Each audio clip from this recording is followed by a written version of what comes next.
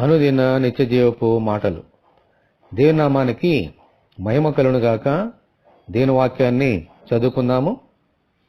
ఇందును గూర్చి దేవుడు తన్ను ప్రేమించే వారి కొరకు ఏవి సిద్ధపరిచనో అవి కంటికి కనబడలేదు, చెవికి వినబడలేదు, మనుష్య హృదయమునకు గోచరము కాలేదు అని వ్రాయబడి ఉన్నది.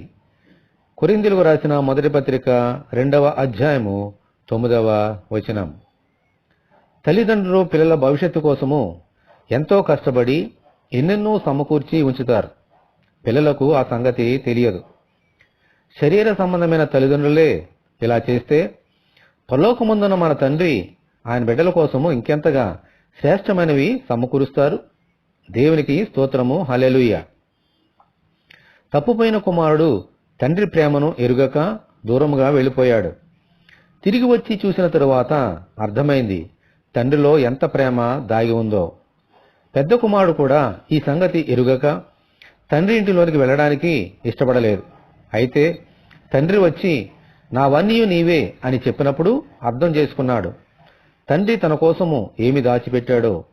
అలాగే దేవుని ప్రేమిస్తున్న మనకు మన కోసము ఆయన దాచిపెట్టిన ఆశీర్వాదాలు ఇప్పుడు మన కంటికి కనపడకపోవచ్చు.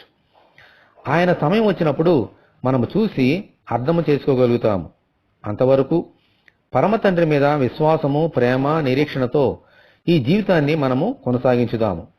ప్రభువా, విసుగు చెందక మిమ్ములనే నమ్ముకుంటూ గొప్ప నిరీక్షణతో ఈ లోకంలో జీవించినట్లు దయచేయమని మనమందరము దేవుని ప్రార్థన చేసుకుందాము.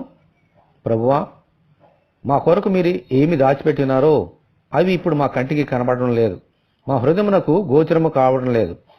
అయినప్పటికీ ప్రభువా, విశ్వాసముతో మీరు మా ఎడల దాచిపెట్టిన మేము ఊహించిన వాటికంటే, అడుగు వాటికంటే శ్రేష్టమైనవి ఈవులను మా కొరకు దాచిపెట్టున్నారని గొప్ప నిరీక్షణతో, విశ్వాసముతో, ప్రేమతో ఈ లోకంలో జీవించే భాగ్యం దయచేయండి. వాటినన్నిటినీ పొందుకోగలిగినట్లుగా మీ కృప మాకు అనుగ్రహించమని, ఈ వాక్యం వింటున్న నీ బిడ్డలందరినీ దీవించమని యేసు నామములో ప్రార్థన చేయుచున్నాము తండ్రి, ఆమేన్. ప్రభువైన యేసుక్రీస్తు ఆత్మ మనకందరికీ తోడునుగాక, ఆమేన్. పరిశుద్ధ దేవుని మందిరం.